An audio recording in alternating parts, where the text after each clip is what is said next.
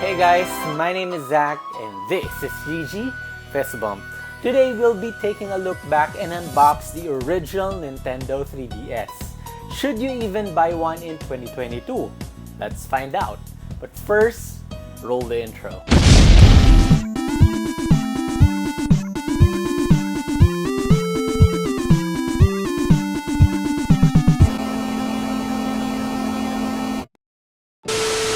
Alright, so I didn't actually buy the Nintendo 3DS in 2022. I had this way back during the peak of this handheld. And I gave this to my sister, so this 3DS isn't really in top condition. Now, the original 3DS was released in 2011 with a launch price of $249, which was actually quite high for a handheld at the time. Unfortunately, because of the lack of quality titles at launch and the perceived high price tag, Nintendo slashed the price to $169 just 6 months after launch. And this is when things started to turn around for the 3DS. Eventually, the 3DS did turn out to be a success with about 76 million sales. So let's take a look at the original 3DS as well as the contents inside the box. Now, this unit was originally bought from Circuit City for 9,500 pesos. Do you guys remember Circuit City?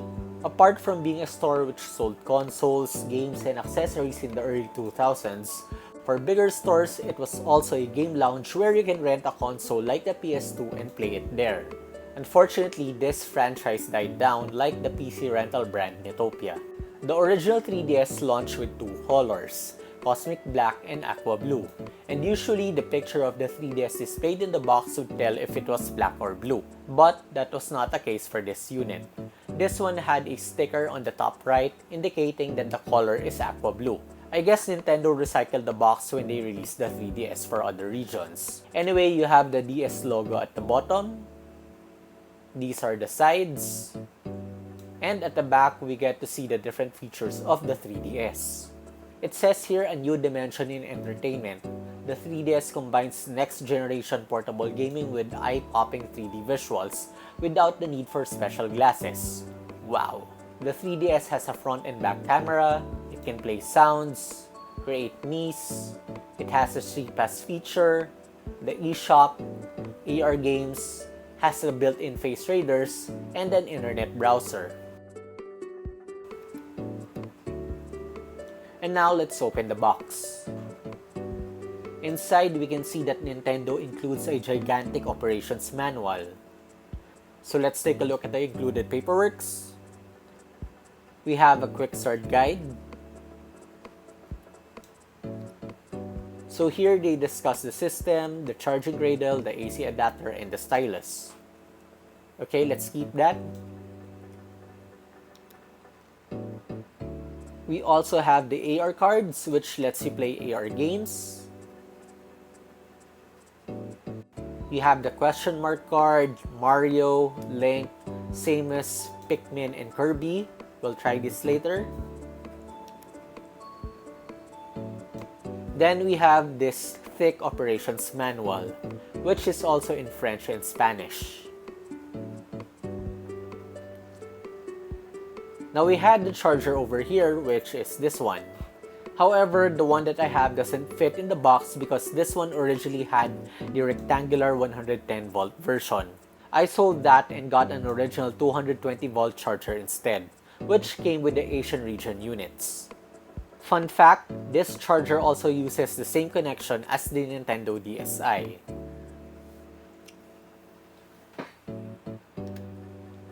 There's also a charging dock if you don't want to plug the adapter directly to the 3DS, but it's not actually required for charging.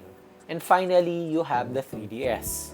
The original 3DS already included a 2GB SD card inside, which I already upgraded. We also have an extendable stylus here as well.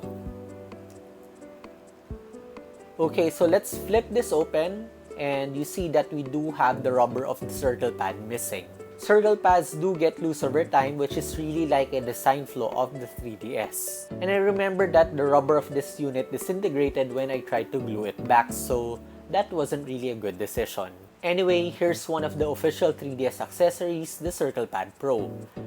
Attaching this would allow the 3DS to automatically detect it through the IR sensor at the back of the unit.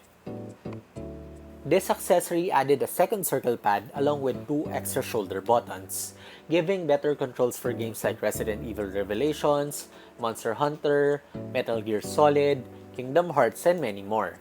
The new Nintendo 3DS lineup added these extra buttons, but using this is definitely more comfortable because you get a full-size circle pad and a better grip, instead of just a C-stick nub.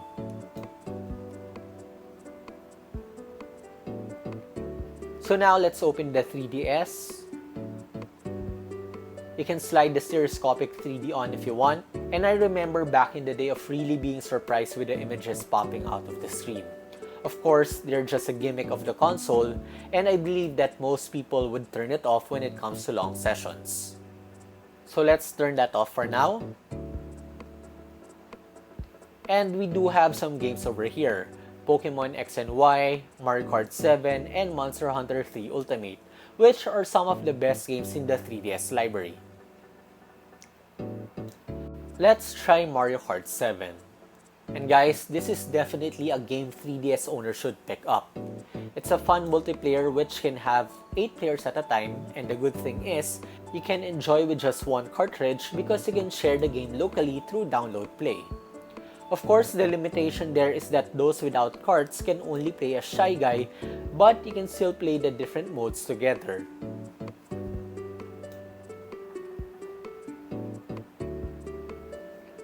Mario Kart 7 is definitely solid and is still enjoyable up to this day. Of course, owning the 3DS lets you access different Pokemon games, and it's not just the 3DS titles. The 3DS is backwards compatible with the DS titles, and the 3DS also has the Game Boy titles through the 3DS Virtual Console of the eShop. You can also mod the 3DS if you want to play Game Boy Advance Pokemon titles, making the 3DS the handheld with the largest library of Pokemon games. Speaking of mods, this unit is actually modded. If I place my SD card, instead of loading the original firmware, it loads up the CFW I installed instead. Afterwards, you can now see the games that were loaded.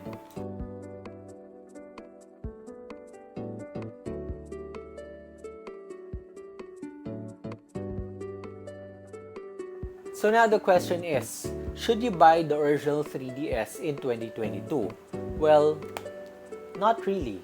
Although the 3DS has a huge library of games that you can only play on the handheld and not on the Switch, it would be better if you can play them on the new Nintendo 3DS instead, which would be my recommendation.